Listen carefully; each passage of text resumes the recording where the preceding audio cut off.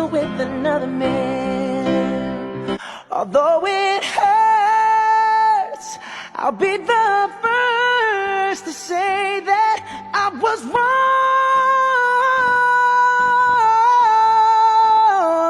Oh, I know I'm probably much too late to try and apologize for my mistakes, but I just want you to know. Nah, terima kasih atas waktu yang telah diberikan kepada saya. Di sini saya akan menjelaskan mengenai pengertian buku pengayaan dengan buku drama. Nah, apa sih itu buku pengayaan? Buku pengayaan adalah buku penunjang atau buku utama dalam buku teks yang digunakan oleh siswa. Buku pengayaan sangat penting untuk menambah wawasan teman-teman.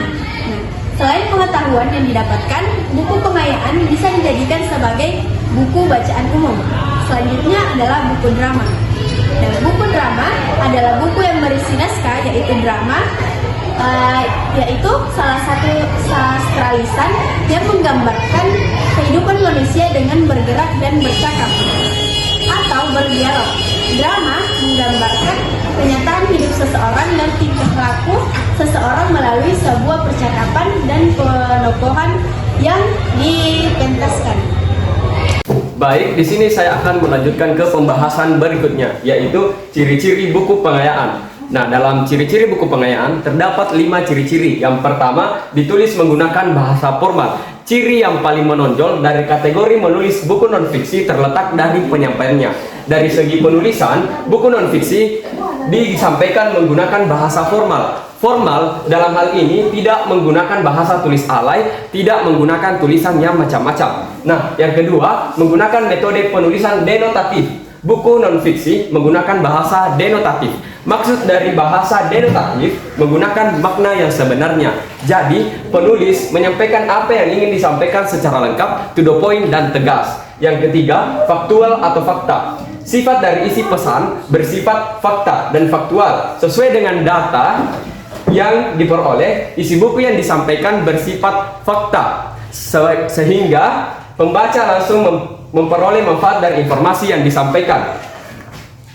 Nah, yang keempat, berbentuk tulisan ilmiah populer. Ciri-ciri buku non-fiksi juga dapat disampaikan dengan gaya penulisan ilmiah populer. Dengan kata lain, tulisan tidak melulu kaku dan itu saja. Yang kelima, menyajikan temuan baru atau penyempurnaan temuan yang sudah ada. Ciri-ciri buku non-fiksi ditulis oleh sang penulis karena bertujuan untuk menyempurnakan ide dari penulis atau ulasan naskah yang terlebih dahulu. Baik, di sini saya akan melanjutkan pembahasan selanjutnya, yaitu ciri-ciri drama. Naskah cetak drama berisi kumpulan dialog atau percakapan yang disusun dalam bentuk teks yang digunakan dalam tokoh maupun yang digunakan narator. Yang kedua, dialog yang dituliskan bukan kalimat langsung dan tidak menggunakan tanda petik.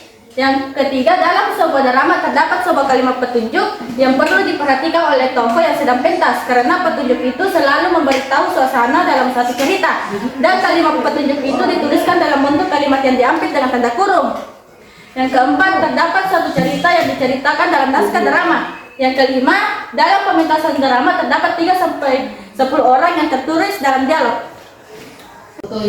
Baik, selanjutnya adalah jenis-jenis drama. Yang pertama yaitu opera, di mana drama yang dialognya dinyanyikan dengan diiringi musik. Yang kedua yaitu tragedi, di mana drama yang penuh dengan kesedihan. Yang ketiga yaitu komedi, drama yang di mana drama penggeli hati yang penuh dengan kelucuan. Yang keempat yaitu tragikomedi, yang dimana perpaduan antara drama tragedi dan komedi. Yang kelima yaitu farce, yang dimana drama yang menyerupai dagelan tetapi tidak sepenuhnya dagelan. Yang keenamnya yaitu tableau, dimana jenis drama yang mengutamakan gerak para pemainnya, tidak mengucapkan dialog tetapi hanya melakukan gerakan-gerakan. Yang ketujuh yaitu melodrama, yang dimana drama dialognya diucapkan dengan diiringi melodi atau musik. Yang kedelapan yaitu sendra tari, yang dimana gabungan antara seni dan tari. Sekian, terima kasih. Baik, selanjutnya saya akan membahas tentang nilai-nilai. Nah, pada buku pengayaan dan buku drama terdapat beberapa nilai-nilai. Nah, yang pertama itu nilai-nilai pada buku pengayaan. Nilai-nilai pada buku pengayaan yang pertama, nilai moral. Nah, nilai moral menunjukkan sikap seseorang terhadap sesuatu untuk menunjukkan perilakunya. Yang kedua, nilai pendidikan. Nilai pendidikan mencerminkan kita sebagai seorang pelajar atau yang berpendidikan. Nah, nilai sosial. Nilai sosial menunjukkan kita sebagai seseorang yang dapat bersatu dengan orang-orang yang di sekitar kita. Nah, nilai yang keempat itu nilai ekonomi. Nilai ekonomi memberikan kita arahan kepada status atau sebuah usaha. Nah, yang kelima itu nilai kemanusiaan. Nah, nilai kemanusiaan hampir sama dengan nilai sosial, hanya saja nilai kemanusiaan ini lebih identik kepada saling menghargai dan saling menghormati. Nah, selanjutnya pada nilai-nilai buku drama. Yang pertama itu nilai sosial, yang kedua nilai budaya. Nah, nilai budaya itu menunjukkan kita untuk saling menghargai budaya-budaya yang telah ada sejak lama. Yang ketiga nilai ekonomi, dan yang keempat nilai filsafat. Nilai filsafat itu yaitu mempercayai sesuatu sejarah yang pernah terjadi sebelumnya.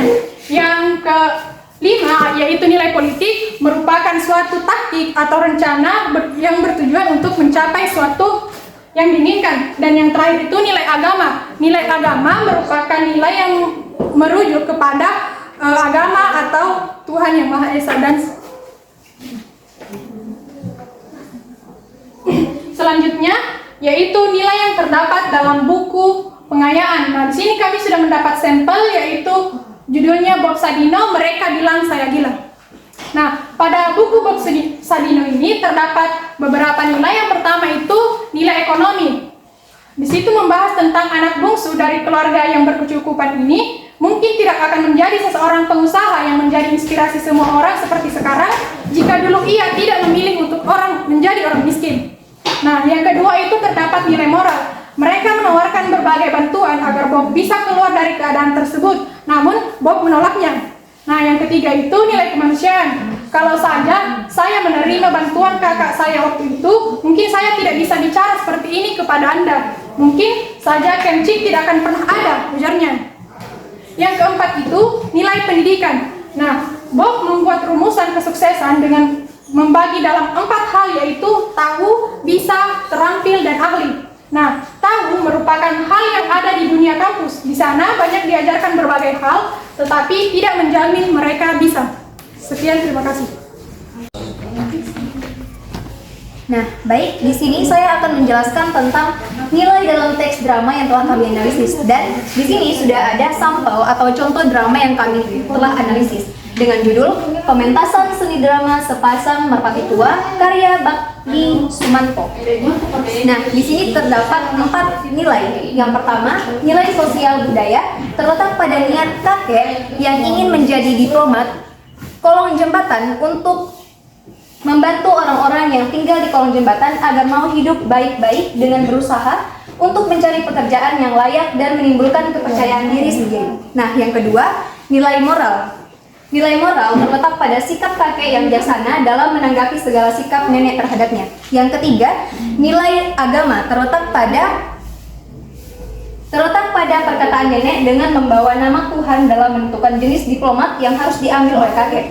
Dan nilai terakhir yaitu nilai ekonomi terletak pada kehidupan kakek dan nenek yang hidup sederhana dengan menikmati hidangan apa adanya, serta dengan perabotan rumah yang mulai lusuh. Nah, selanjutnya di sini saya akan membahas tentang hal yang perlu diperhatikan dalam menulis refleksi. Nah, yang pertama itu merupakan tantangan. Nah, jenis karya ini biasanya sangat dibatasi dari segi keluasan gagasan, karena itu Anda harus membatasi diri pada pengalaman tertentu saja. Nah, yang kedua yaitu gunakan pembuktian akademis dalam tulisan reflektif. Tujuan yang hendak Anda capai dalam sebuah tulisan reflektif sebenarnya adalah menarik hubungan antara teori dan praktik. Dan yang ketiga yaitu elemen utama tulisan reflektif. Setiap tulisan reflektif memiliki 2 elemen utama, yakni yang pertama mengintegrasikan teori dan praktik, dan kedua mengidentifikasi hasil akhir pembelajaran dari pengalaman penulis. Laporan hasil refleksi buku Bob Sadino, Mereka Bilang Aku Gila. Buku ini adalah salah satu buku yang mampu membuat banyak para pengusaha kecil maupun besar penasaran dan membacanya. Buku ini memang sudah menjadi pembicaraan yang bersifat negatif dari kebanyakan orang, karena mereka menganggap tidak banyak orang yang bisa berhasil dalam berbisnis seperti Bob Sandino. Tetapi seiring berjalannya waktu, kami tahu semakin kami mencoba untuk tidak membacanya, selalu saja ada momen di mana kami diharuskan membaca buku ini. Sehubungan dengan rasa kepenasaran kami, maka suatu hari saya membaca juga buku ini. Setelah saya membaca buku ini, ada banyak hal yang saya peroleh. Layaknya hal yang selama ini saya yakini, bahwa sulit mengubah kehidupan menjadi orang yang berkecukupan dari segi material. Tetapi keyakinan ini tetap saja sebagai suatu hal yang salah. Saya akhirnya terbiasa melakukannya dan saya menganggap semua itu hal biasa. Memulai dari bab awal yang saya baca, jujur saya sangat tertegun dan tercengang pada bab awal dengan tema besarnya. Pertama kali saya membaca tema ini, banyak pertanyaan yang ingin sekali saya lontarkan kepada isi penulis. Tetapi salah satunya adalah apakah mungkin saya akan bisa berhasil dan mempunyai rasa kepercayaan diri seperti Bob Sandino? Apakah saya berpikir mungkin memang Bob Sandino merupakan keluarga yang berada, sehingga bisa saja bangkit dari keterpurukannya. Karena sudah mempunyai nama besar, saya mendapati diri saya dengan semua perkataan yang tercantum dalam bab ini. Saya mempunyai keyakinan yang tidak pantas untuk dibanggakan oleh seorang yang dekat dengan saya karena saya tidak mempunyai rasa percaya diri yang bagus. Saya selalu saja mendeskripsikan hidup saya sebagai seseorang yang hanya mempunyai kemampuan sampai di sini. Tetapi saya menyadari bahwa saya memiliki suatu keyakinan karena ada Tuhan yang mengatur kehidupan kita. Saya begitu penasaran dan saya mulai membaca lebih lanjut untuk membuka bab kedua. Dari bagian ke bagian saya baca buku, saya juga memiliki kepercayaan lebih kuat kepada Tuhan, bahwa jika umatnya meminta dengan bersungguh-sungguh, niscaya Tuhan akan menjawab permintaannya. Walau saya pernah mendapat teori bahwa Tuhan menjawab permintaan hambanya tidak serta-merta memberikan apa yang saya minta, pelajaran selanjutnya saya dapatkan bahwa keraguan yang menguasai benak saya semakin pudar. Saya menyadari sifat inilah adalah bagian yang paling mendasar dalam diri ini. Saya selalu merasa diri sebagai orang yang kurang beruntung di antara yang lain. Padahal kehilangan rasa percaya diri, lalu apa selanjutnya yang harus saya lakukan ke depannya? Saya mendapati jawabannya di sini, bahwa saya harus merenungkan pribadi saya dan meminta petunjuk serta tuntunan kepada Tuhan agar langkah kehidupan saya terus maju dan tidak terganggu oleh gangguan psikologis yang tidak memiliki rasa percaya diri dan selalu merasa tidak mungkin bisa berhasil memperbaiki hidup. Dengan bersandar kepada Tuhan adalah hal yang terbaik yang seharusnya berjuang dan berusaha keras serta memiliki keyakinan yang tinggi bahwa saya dapat berhasil. Selebihnya saya harus menyerahkan semuanya kepada Tuhan yang Maha Esa. Laporan hasil refleksi buku drama. Dalam pementasan drama Sepasang Merpati Tua tersebut terdapat latar yang menarik. Walaupun lampu tidak cukup terang, penampilan pemainnya cukup menarik dengan menggunakan pakaian yang khas. Selain itu, menurut kami dalam acara pementasan tersebut terdapat beberapa hal yang membuat penonton tidak bosan melihatnya karena pementasan tersebut berisi sebuah dialog yang diiringi musik-musik yang romantis, terdapat dengan adegan romantis.